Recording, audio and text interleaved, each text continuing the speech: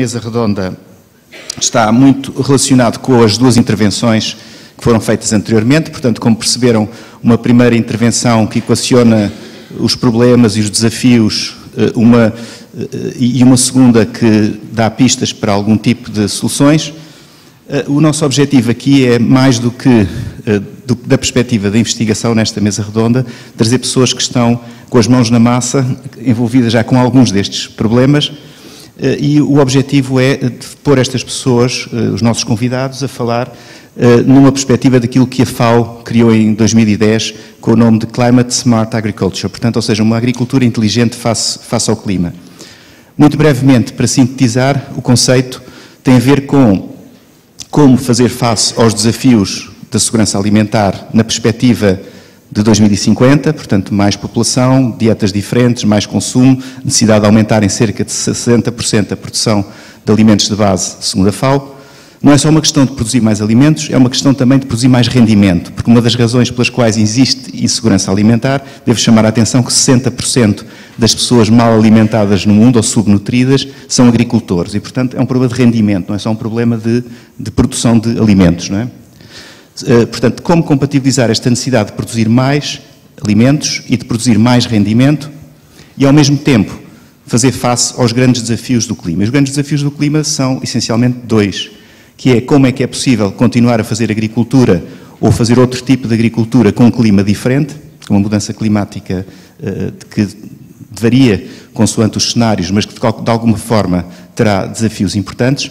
Eu devo chamar aqui só a atenção que, para sintetizar, que o último relatório do IPCC feito para a Conferência de Paris traz uma informação muito importante, que é o resultado de uma grande meta-análise, que é feita de todos os estudos elaborados com os modelos do tipo dos modelos que o professor José Araújo referiu aqui, que no fundo modelos que predizem a produtividade das culturas face a diferentes cenários de evolução do clima, e o que essa meta-análise traz de novo, basicamente, é a indicação de que, genericamente, e ao contrário de uma ideia que havia, que é, em alguns casos, aumenta, aliás, porque há fatores que conduzem ao aumento, como o aumento da percentagem de CO2 na atmosfera, há outros que conduzem à diminuição, mas em termos globais como é que é?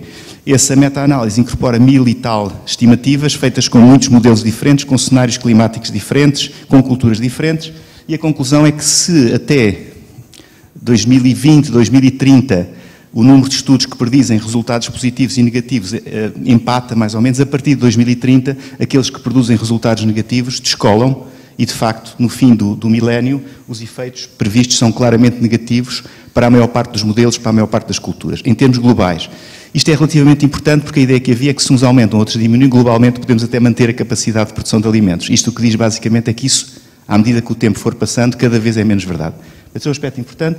Outro aspecto é que a agricultura, de facto, é uma das atividades mais vulneráveis às alterações climáticas, porque, exceto estes casos, e mesmo nestes casos feitos em condições muito controladas que acabámos de falar, existem efeitos importantes do clima sobre as plantas, sobre os animais.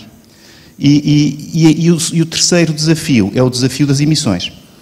Em muitos países, começar pela Europa, acabar nos países em desenvolvimento e, sobretudo, até se calhar nos países em desenvolvimento, a agricultura, em muitos países em desenvolvimento, é o principal responsável, aliás, porque é a principal atividade económica, não poderia ser de outra forma. E, portanto, no fundo, são estes três desafios: segurança alimentar, viver resiliência face a um clima diferente e a choques climáticos e mais irregular, e, em terceiro lugar, contribuição para a redução das emissões, para a mitigação das emissões de CO2 e outros gases com efeito de estufa. Portanto, o que nós temos neste painel, basicamente, não é agora, digamos, muita investigação e teoria, mas é, sobretudo, como é que as pessoas que estão no terreno, e sobretudo organizações, que percepções é que elas têm dos riscos, das oportunidades, e como é que elas se posicionam face a esses riscos e oportunidades. Portanto, o Climate Smart Agriculture, no fim, ou existe na prática, ou é mais um destes conceitos, como muitos outros que têm vindo a semear-se, sem muitas vezes produzir muitos frutos. O fruto aqui vai ser a partir da maneira em que isto seja percepcionado e que isto depois seja traduzido em estratégias das organizações. Como vamos ver também em alguns dos intervenientes, há organizações que têm estratégias já claras, não é? Portanto, há organizações que estão a pensar nisto e já sabem o que é que vão fazer e o que é que precisam de saber mais para poder saber o que é que querem fazer e o que é que vão fazer. Portanto, na nossa mesa teremos, vamos fazer as intervenções de acordo com o que estava previsto no programa. O Sr. Tito Matias vem da parte dos Primores Oeste, é uma grande empresa que produz hortofrutícolas em condições muito controladas, portanto, traz-nos uma imagem a partir desta percepção do que é que são os atores que estão neste tipo de fileiras. E o João Coimbra trabalha em condições um bocadinho menos controladas, mas ainda assim bastante mais controladas do que, por exemplo, numa pastagem de sequeiro, portanto trabalha com algum controle da água de rega, com algum controle dos nutrientes, sobretudo no setor do milho, mas também noutras culturas.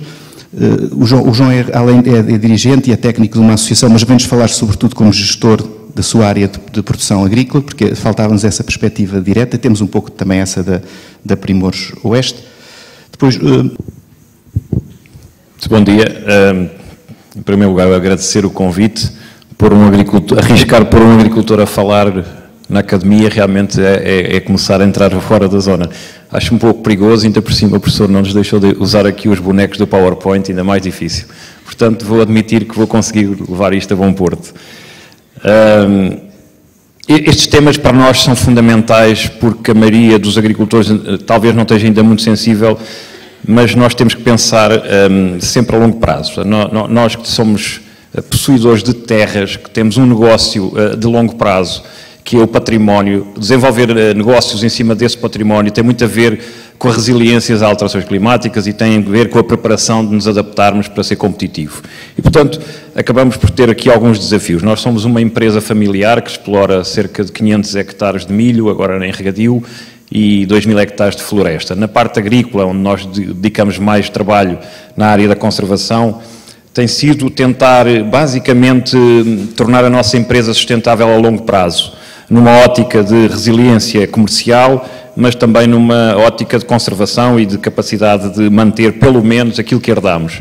E isso tem visto um trabalho ao longo de gerações de tentar enquadrar esse trabalho, e procuramos, portanto, uma solução económica que nos deixe estar no mercado a produzir commodities, e hoje as commodities com a globalização são produzidas onde for mais barato, porque o mercado o que quer é preço, e a qualidade e a parte de toda a rastreabilidade ambiental, todo o problema das emissões, o mercado ainda não remunera. Nós estamos a tentar ao mesmo tempo ter uma visão de conservação ambiental, ao mesmo tempo que produzimos em produção intensiva e em grande escala, e também integrar isto com uma ótica social, onde tentamos melhorar as condições de trabalho de quem trabalha na empresa e integrar a exploração no meio rural, no meio social onde ela trabalha. E, portanto, temos a chamada agricultura sustentável. É uma intensificação agrícola ao mesmo tempo, porque somos obrigados a aumentar a produtividade para ser competitivos com outras zonas do mundo. Como eu há bocado vi a apresentação da produção média de milho no mundo, cerca de 5 toneladas, nós estamos 3 vezes acima disso, ou seja, a nossa capacidade produtiva está ao mais alto nível mundial, porque temos custos inerentes às culturas de regadio que esses países não têm. Portanto, nós no sul da Europa, a fazer regadio, temos um custo de cultura à cabeça de 30% superior a todas as outras zonas que fazem milho de sequeiro. E, portanto, temos que produzir muito mais do que as médias que esses países têm. E isso leva-nos a intensificar muito o processo produtivo, com riscos ambientais, com riscos de emissões, etc. E temos até politicamente um ónus enorme, porque o Norte da Europa continua a pressionar para que nós não utilizemos a água. E isso tem sido um dos problemas maiores que eu tenho estado a tentar defender, que é a produtividade da água tem sido, como já foi falada, um dos maiores objetivos de um agricultor sustentável. Por cada gota de água, mais quilos de produção, mais perto do consumo, e isso faz com que todo este modelo possa funcionar. Portanto, nós com uma globalização e com uma concorrência, temos mesmo que aumentar a produtividade, não temos outra forma, porque já nos têm convidado a diminuir a produção para não ter tantas externalidades, tantos problemas ambientais, etc. Nós não podemos fazer isso. E o que nós estamos a pensar fazer e introduzir na nossa exploração, no fundo, é a intensificação de zonas da exploração e desintensificação de outras zonas que são buffers de refúgios ambientais, de zonas onde conseguimos contrabalançar um bocadinho a necessidade que temos naquelas zonas de ser competitivos. E o problema das batotas internacionais continuam a fazer com que a Europa tenha muito menos ferramentas, assim se vê a proibição dos organismos geneticamente modificados, temos metade das moléculas dos nossos concorrentes, e isso faz com que a Europa hoje não tenha capacidade normalmente de ir ao mercado fazer commodities. Mas nós estamos a tentar, pela via da produtividade e da sustentabilidade, compensar, porque temos um trunfo que a maioria dos produtores não tem. As alterações climáticas com o regadio, nós vamos ser os que estamos mais bem preparados, assim não nos falta água. Portanto, se nós conseguimos controlar as reservas de água e saber gerir bem a água, e isso está a ser feito nos últimos anos, porque há um aumento da eficácia da utilização da água, nós estamos com mais resiliência, porque a grande alterações climáticas está a provocar oscilações nos preços mundiais, e isso faz com que nós, se calhar, temos mais capacidade de resistência. A nível da gestão da descida dos preços, do aumento da produtividade, o que é que nós estamos a fazer para compensar com produtividades mais sustentáveis? Introduzimos a agricultura de precisão. Já não pode ser o erro humano cada vez mais a fazer trabalhos de forma estatística, a ter atitudes de produção contínua, industrial, em zonas de grande dimensão. Estamos a analisar com capacidade que hoje as novas tecnologias têm, da autocondução, os nossos tratores são conduzidos automaticamente.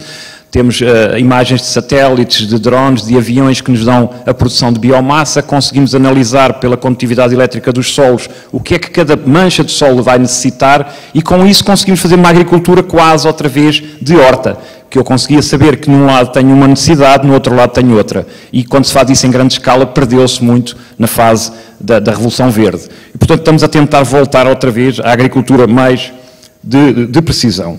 A nível...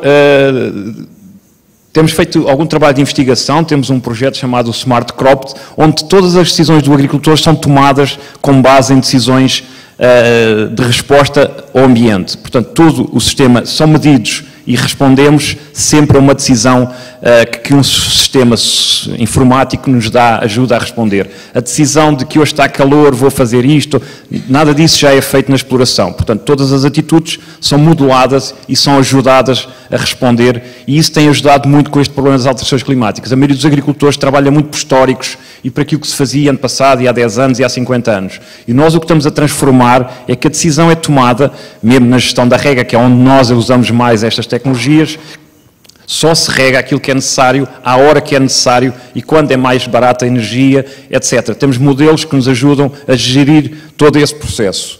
A nível ambiental, estamos também, ao mesmo tempo, a considerar que, com esse aumento de eficácia, podemos estar a provocar, às vezes, falta de biodiversidade, aumento de emissões, etc. Então, o que é que estamos a tentar fazer integrada na economia da exploração? Um trabalho de exploração e de investigação a nível da biodiversidade que nos faça também ser mais eficazes ativamente a produzir bens de biodiversidade, a aumentar a resiliência àquilo que temos e tentar perceber o que é que podemos fazer em pequenas áreas, portanto estamos a considerar entre 1 a 3% das áreas sobre a área produtiva que estão a ser guardadas para esta zona, poder ter capacidade de manter uma biodiversidade razoável em toda a exploração. E para isso estamos a estudar formas de integrar a natureza cada vez mais também na área da exploração, como as culturas de cobertura, como utilizar a natureza de forma a utilizarmos solos em maior profundidade, estudar a compactação, estamos a modular a compactação dos solos para saber se podemos utilizar mais os fertilizantes que estão em profundidade, porque hoje a maioria dos agricultores tem uma parte muito pequena do solo utilizado devido às compactações e hoje o que estamos a tentar fazer é aumentar em cerca de 20, 30, 40% a área radicular utilizada pelas plantas. E isso é um ganho imenso. Podemos reduzir imenso os inputs, que é esse o nosso convite. É, cada quilo de milho que produzimos, todos os anos tem que levar menos inputs. E quem é que nos pode dar isso? A natureza. E hoje isso é possível. A tecnologia, a investigação, tudo aquilo que a gente consegue tirar da natureza, ela pode ser posta ao serviço da agricultura, porque tem duas grandes vantagens. É mais barato e tem menos impactos ambientais. Isso vai-nos dar uma capacidade de aumentar a competitividade por essas duas vias, porque eu acredito que o próprio mercado um dia irá retribuir esse tipo de atitudes. A nível de alterações climáticas, tentamos não só preparar-nos para elas, portanto, adaptarmos às alterações e com esses tais intervenções apoiadas, o apoio à decisão na tomada de decisões quando o que é que vamos fazer, o que é que vamos utilizar, mas tenhamos como maior emissor da nossa produção as necessidades de rega. Cerca de 50% das emissões vinham da nossa necessidade de regar e para isso hoje produzimos a nossa própria energia. Temos a totalidade da nossa energia produzida na exploração, através de energia fotovoltaica, que injetamos na rede também e depois recolhemos no verão quando é mais necessária. E reparem bem, utilizamos cerca de 0,2% da área semeada, da área a produzir milho, em painéis. Portanto, 0,2% somos exportadores de energia na nossa exploração. Portanto, para terem uma ideia do volume de necessidade de energia, e isso fez com que 50% do valor de emissões que eu tinha, hoje passou, foi reduzido imediatamente. Portanto, ao mesmo tempo também na biodiversidade começámos a fazer projetos de investigação de saber o que era o estado da arte. A partir de 2011 intervimos com vários organismos e instituições de visitar o que é que, ao fim de 30 anos de monocultura, um dos problemas que eu tenho, que é um problema grave a nível agronómico, é que eu não tenho capacidade de culturas alternativas e, portanto, tenho que manter a mesma cultura durante todos os anos. Isto é um problema agronómico, é um problema ambiental, e o que é que fizemos? Vamos ver qual foi o resultado comparado entre a zona de monocultura e a zona de sequeiro, de zonas mais pobres, mais zonas fora do regadio. E isso está a ser feito esse estudo, para ver qual é o impacto real de uma monocultura ao fim de 30 anos. E depois foi criado um caderno de encargos para compensar, para combater esse tipo de problemas que iriam ter. Porque eu, como proprietário, sou o mais interessado em ter os meus solos não salinos, não com problemas de doenças, etc. E, portanto, tenho que ter muito cuidado para me manter com produtividade ao longo do tempo. E esse é um dos objetivos também da maioria do gestor de propriedades. E, portanto, continuamos a fazer trabalhos de aumentar zonas de refúgio ambiental dentro da exploração.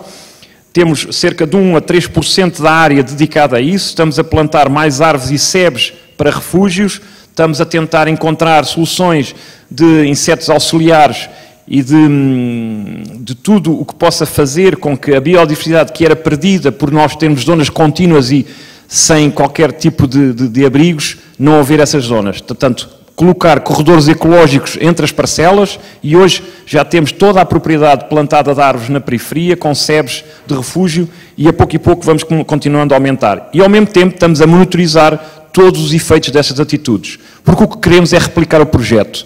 Temos a capacidade de medir aquilo que o agricultor perde por ter feito este tipo de atitudes e medir, no fundo, aquilo que é preciso pedir aos agricultores vizinhos, porque na prática o que nos propomos é replicar este projeto, porque ambientalmente ele só tem interesse se for replicado por regiões de alguma dimensão e não reduzido a 500 ou 1000 hectares, e portanto estamos a tentar ver e avaliar os custos dessa perca de rendimento para ver o que é que o agricultor precisa ser para ser convidado a isso. Aumentámos muito o trabalho do solo. Começámos por drenar a maioria das áreas. Esse é um dos trabalhos de preparação para as alterações climáticas, porque o que nos está a acontecer é que está a chover imenso. Olha, este ano é um caso, está a chover o dobro ou o triplo daquilo que era normal. E, portanto, pode acontecer que nos anos normais não chova, mas depois, durante 3 anos, chove na primavera e nós não estamos preparados para isso. Um dos problemas piores de Portugal é a má drenagem. Nós temos bons sistemas de rega, temos bons sistemas de eficácia de rega, mas temos uma drenagem deficitária e isso provoca grandes problemas, porque eu não estou muito preocupado com o aumento de temperatura, porque posso até ter algumas vantagens. Estou muito preocupado pela drenagem em Portugal. E a drenagem é um dos problemas que muitas vezes fica para trás num projeto de rega, e isso é importante referir, porque a drenagem aumentou-nos não só a qualidade biológica dos solos, como a capacidade de intervenção, reduções de compactação, etc. Fizemos... isto de falar sem os bonecos é mesmo difícil. Culturas de ciclos alternados. Portanto, nós tínhamos zonas, por exemplo, nesta altura que mobilizávamos, ficávamos com centenas de hectares sem qualquer tipo de refúgio. E, portanto, estamos a deixar os cantos dos pivôs, que são aquelas máquinas redondas, para que todas as espécies tenham sempre espaço para terem as suas populações e podem migrar de poucas distâncias. Incrementar as plantas produtoras de pólen, colocámos colmeias de abelhas no centro da exploração para fazer de bioindicador e vamos avaliando o que é que, cada vez que aplicamos um agroquímico, o que é que acontece nas colónias de abelhas, devido à mortandade que há de abelhas agora, apesar do milho não necessitar das abelhas, elas para nós são um bioindicador, então estamos a controlar se é possível ou não fazer uma agricultura muito intensiva e ao mesmo tempo não ter impacto quase nenhum nas abelhas. Por exemplo, estamos a aplicar alguns inseticidas, como já temos os tratores a guiar de noite, sem aplicação das pessoas. Se for problema de uma aplicação de um inseticida que vai ser proibido se nós continuarmos a utilizá-lo, nós vamos passar a utilizá-lo de noite. E as abelhas de noite estão nas colmeias e, portanto, podem não ter, e o inseticida, passado 3, 4 horas, perde a sua eficácia. Portanto, há aqui imensas novidades que estamos a tentar introduzir, que o que pretendemos é que não nos tirem as ferramentas de competitividade que temos, porque nós estamos a lutar na prática com os tais competidores da Ucrânia, do Brasil, da Argentina, que faz com que eu não tenha as mesmas ferramentas que ele. E isso é muito injusto e muito inglório para quem tenta estar na Europa, a estar no mercado. Eu não sei se já passei o meu tempo, está bom? Mas isto está aqui para vários minutos. Portanto, a nível de constrangimentos, o que é que eu sinto que é problema nesta altura? Os constrangimentos económicos, fundiários, que é o típico problema português. Temos um problema de mão de obra pouco qualificada, que é difícil introduzir estas novas tecnologias de agricultura muito informatizada. A maioria das nossas atitudes hoje são dedicadas e são respostas e inputs de sistemas informáticos, e imaginem que a maioria dos nossos funcionários não tem a 4ª classe. Portanto, é uma dificuldade, uma curva de aprendizagem longa e difícil, mas isso tem mesmo que ser assim. Nós precisamos de uma política agrícola mais adaptada a cada país. A PAC tem muitas vantagens e nós defendemos-a a todo custo, mas ela tem soluções muitas vezes rígidas, e a solução para a Finlândia não é a solução boa para Portugal. E, portanto, precisamos de adaptar e flexibilizar um pouco esta rigidez da PAC. Temos que ver se o mercado pode ou não retribuir este tipo de atitudes. Até agora não tem conseguido, mas isso é um dos desejos que nós... E vimos há bocado a apresentação, se a população pode ou não necessitar destes produtos. Mas a nível de commodities é muito, muito difícil. Quando numa hortícola, ou num vegetal, numa fruta, etc., o consumidor ainda tem acesso a ele, aquilo que eu produzo não vai para o consumidor final. Vai para a alimentação humana, vai para fazer amidos, etc., e eu ainda estou longe do consumidor final. Portanto, eu tenho que obrigar o meu cliente a ter necessidade que o consumidor lhe exija. Temos, felizmente, já uma necessidade, por exemplo, da McDonald's e a Coca-Cola. Nós produzimos amido para fazer milho para fazer amido. Eles dizem que a partir de 2020 vão exigir aos seus fornecedores cadernos de encargos de biodiversidade e de emissões de CO2. Isto para nós é uma alegria, porque talvez seja aí alguma capacidade de distinção através daqueles outros produtores de milho de todo o mundo que fazem aquilo em condições um pouco diferentes. Por fim, tentativa de estudar o mais possível a tal ajuda da natureza. Eu acho que a natureza tem uma resiliência bestial, brutal, às alterações climáticas, às alterações antropológicas, aquela que a gente lhe provoca, e nós é que não conseguimos percebê-la. E, portanto, temos que usá-la, compreendê-la e a tirar retorno desse fim. Que é esse o grande objetivo destes estudos que estamos a implementar, porque a natureza tem muito mais para dar e nós não precisamos de pôr tantos adubos, tanta energia, porque a própria natureza pode provocar desde que o conhecimento avance e se continua a aumentar essa tecnologia, podemos produzir realmente alimentos mais saudáveis, com menos emissões e mais localmente, que é isso que nós pretendemos aqui na nossa exploração. Muito obrigado. Ainda bem...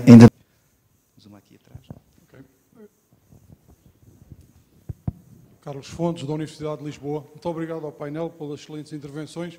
2 ou 3 questões e para quem achar mais pertinente responder. A primeira questão tem a ver que tivemos hoje 2 ou 3 apresentações no início do dia em que se falou de uma forma mais enciclopédica sobre quais eram as consequências do aquecimento global, de uma forma mais genérica. Temos a oportunidade de ter aqui uma série de pessoas que estão mais no terreno e que seria interessante sabermos até que ponto é que têm sentido na sua atividade normal, diária e, no fundo, olhando para os dados anuais que tem, o João Coimbra falou de vários anos, eventualmente a IDEA também tem uma experiência de vários anos, quais são as consequências que sentiram ao nível da produtividade das culturas que gerem, que sejam de alguma forma, possam ser motivadas pelos problemas do aquecimento global. Também, obviamente, ao nível da saúde animal, esse é um aspecto que foi referido, mas não foi tão referido nos aspectos mais relacionados com a produção. Depois tem a ver com, nós estamos a olhar muito para as mudanças climáticas como uma ameaça. Até que ponto é que os intervenientes podem dizer-nos alguma coisa sobre eventuais oportunidades que existem que possamos recolher das mudanças climáticas. E a este nível foi referido de manhã os aspectos que estão relacionados com a biotecnologia. Até que ponto é que acham que a biotecnologia pode ser um instrumento que possamos usar para, de alguma forma, criar oportunidades naquilo que são as alterações climáticas? Obrigado. Mais intervenções?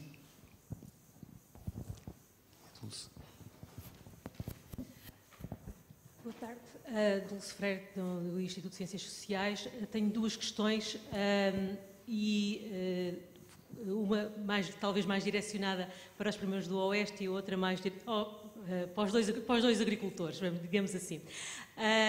A primeira é acerca das sementes. Nós temos, falámos depois de manhã e há muita investigação sobre o melhoramento das sementes, o melhoramento das plantas que estão a promover a produção alimentar em Portugal e não só. E eu gostaria de perguntar de onde é que vêm, onde é que estes agricultores que estão com a mão na massa vão buscar as sementes que cultivam, as plantas que cultivam, e em que medida é que têm acesso às inovações e à investigação que está a ser feita no âmbito das universidades, nomeadamente na Universidade de Lisboa.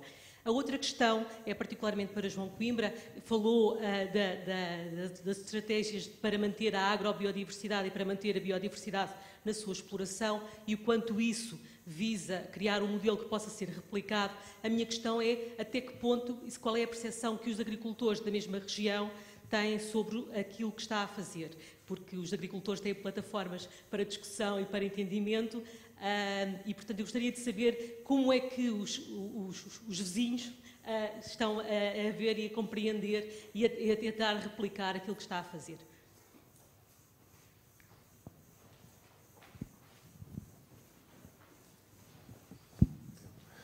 Vasco Pimenta, da Spinworks. Eu não sou um especialista e aproveito, digamos, a presença dos especialistas para pôr uma questão que eu penso que é, tanto quanto eu sei, digamos, a Revolução Verde a que assistimos durante o século XX é ainda hoje muito dependente, digamos, da grande disponibilidade de derivados, digamos, de gás natural e, portanto, dos fósseis, para conseguir, ou para que se tenha vindo a conseguir ao longo das últimas décadas, um enorme aumento, digamos, da produtividade por hectare das diversas produções agrícolas. E eu gostaria de pôr a questão de que forma, certamente não será também com uma silver bullet qualquer, mas de que forma é que, existindo, obviamente, a enorme necessidade de diminuir ou de, idealmente, digamos, eliminar a utilização das energias fósseis, pelas questões relacionadas com o aquecimento global, com as alterações climáticas, de que forma é que poderemos ultrapassar e compensar, digamos, os ganhos de produtividade que têm vindo a ser conseguidos ao longo do tempo, com um cenário em que digamos, idealmente esse input de energia e de fertilizantes e, portanto,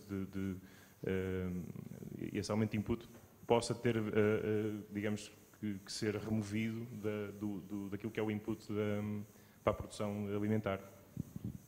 Obrigado.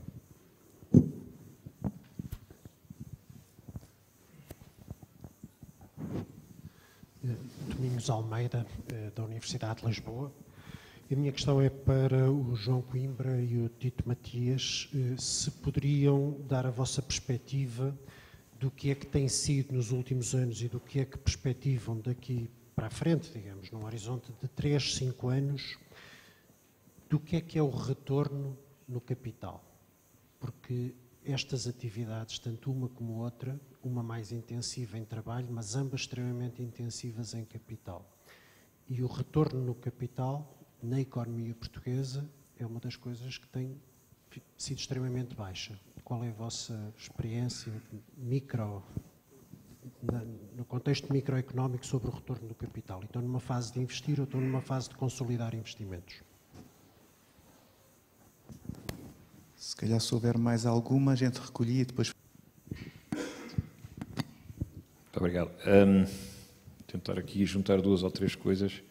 A mais difícil é a última, é o retorno do capital. Andamos a trabalhar para isso toda a vida, todos, e às vezes não é fácil. Eu acho que a primeira aproximação que eu gostava de fazer era tal uso do solo inteligente. Eu acho que é por aqui o caminho. A resiliência está muito no solo e nós podemos mexer e intervir muito no solo. No clima aéreo exterior, as alterações climáticas vão ser muito mais fortes. Mas eu acho que no solo também vai haver alterações, e as alterações climáticas vão provocar completamente reações diferentes, mas falta-nos conhecer grande parte dessa área. E é nessa área que eu também acredito, como o professor Lima Santos diz, que há a nossa capacidade, será o nosso escudo. O solo tem uma capacidade de resiliência e de buffer, até para as nossas asneiras. Eu tenho reparado, na minha vida, eu tento medir sempre as minhas asneiras todos os anos. Faço um esforço de benchmarking para ver onde é que eu faço asneiras todos os anos, porque eu sei que vou fazê-las. Nós às vezes não sabemos é avaliá-las. E uma das asneiras maiores que nós fazemos e provocamos é no solo.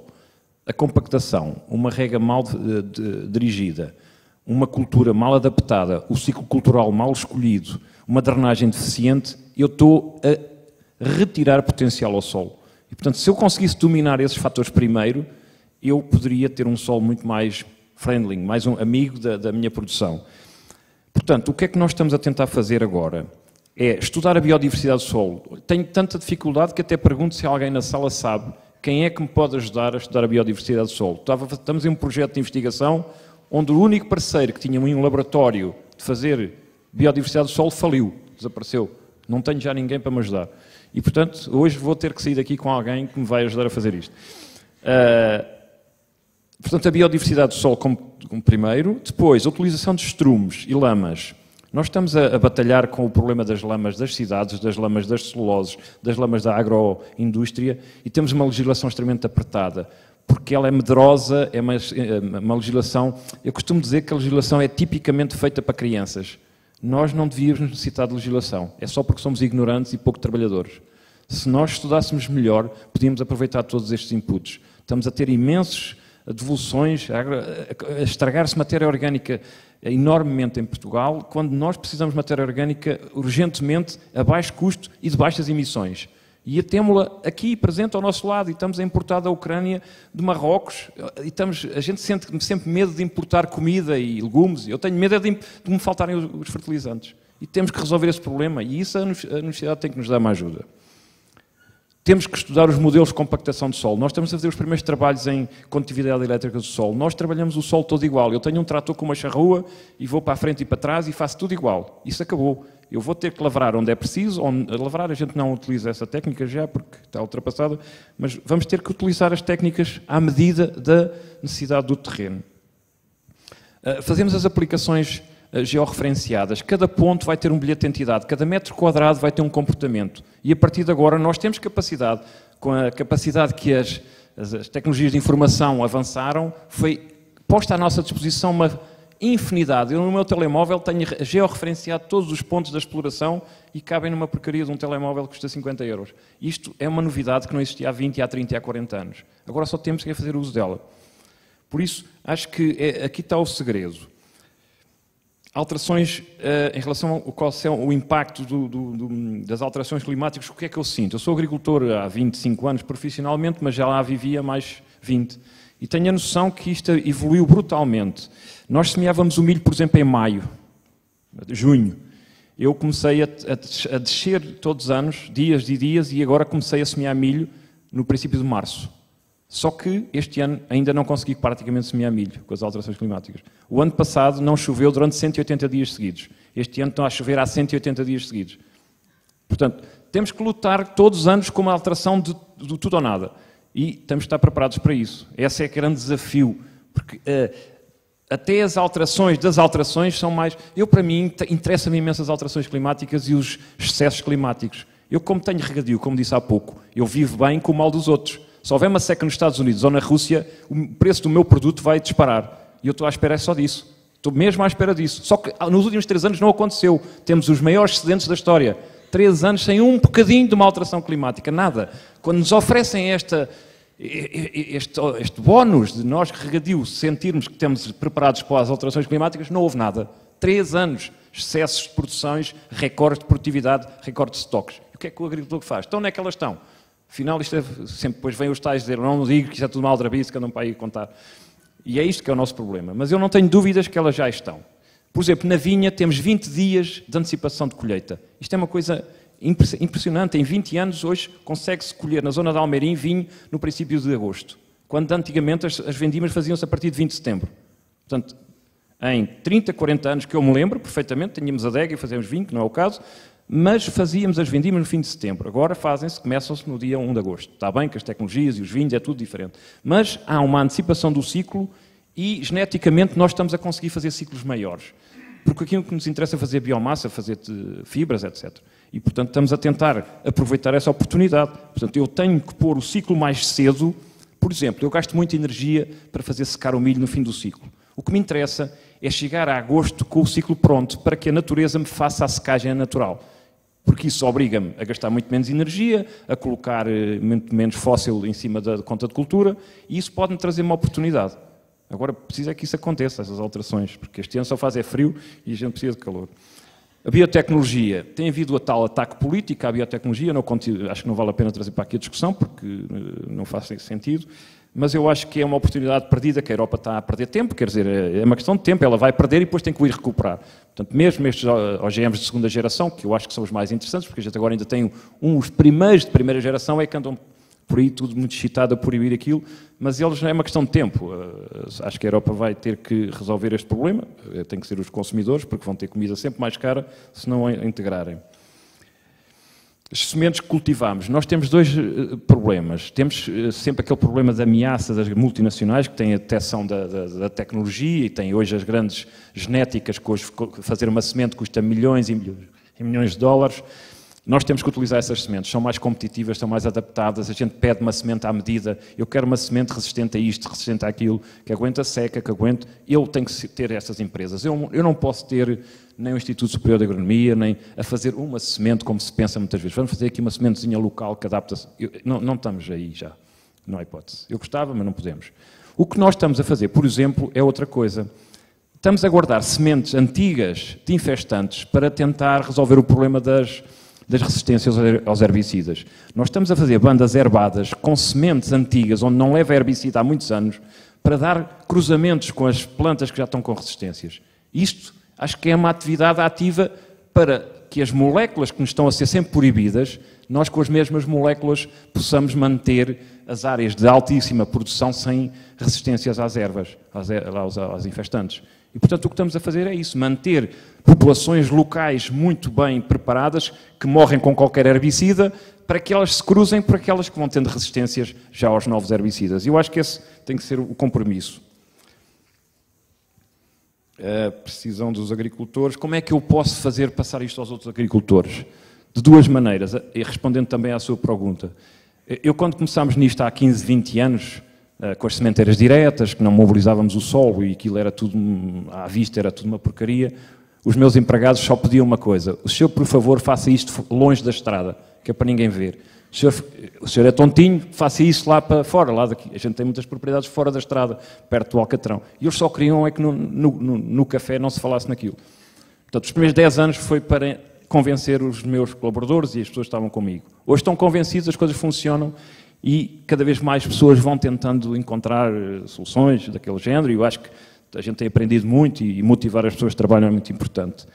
E agora, penso que a maneira melhor disto tudo é se a gente ganhar dinheiro. E respondendo à sua pergunta, felizmente a nossa tecnologia hoje produz resultados interessantes, somos competitivos, a maioria dos agricultores está sempre na linha d'água, ou morre, ou vai-se aguentando com os bancos e etc., e nós, felizmente, temos conseguido ter retorno. Eu consigo retribuir os meus acionistas, conseguir pagar salários com boas condições, e isso motiva muito o agricultor. Porque o agricultor não consegue olhar para um ambientalista que tem tudo cheio de mato e não sei o quê, cheio de animais, mas que não ganha dinheiro. Primeiro tem que ganhar dinheiro, mas se conseguir fazer ao mesmo tempo ganhando dinheiro este tipo de atitudes, é explosivo a forma como isto se multiplica. Porque eles começam a associar que uma coisa leva à outra. E é isso que eu pretendo. Portanto, temos um trabalho também de promoção deste trabalho com as escolas, muitas visitas. Eu acho que a próxima geração tem mesmo que passar por isso. E temos também visitas de agricultores, que é mais difícil, porque ainda consideram que eu sou assim um bocadinho... Pronto, eu tenho ali umas falhas ainda. Isso vai levar mais tempo, mas é uma questão de a gente insistir. Acho que a nova geração está muito mais preparada e o mercado vai começar a pedir. E quando o mercado pedir, apesar de nas commodities, como eu digo, não está a haver muito interesse, porque quando há uma pobreza associada à cadeia alimentar, tudo que é barato, O milho da Ucrânia vem a metade do preço do meu, o que é que me interessa se o meu tem abelhas e se tem insetos? Isso não interessa nada para o homem que faz rações, que depois tem as vacarias a perder dinheiro e o leite a perder dinheiro. Portanto, isso vai levar o seu tempo, mas temos que esperar que isso aconteça. Penso que é isso. E o retorno tem visto. Se quiser um número, eu tento trabalhar há 30 anos para 1% sobre o capital fundiário. Quando os bancos oferecem 10, e 15 e 20, se eu conseguir, em 30 anos, não vender o meu solo, o meu património, e ter 1% sobre o valor base do negócio, eu sinto-me bastante bem remunerado.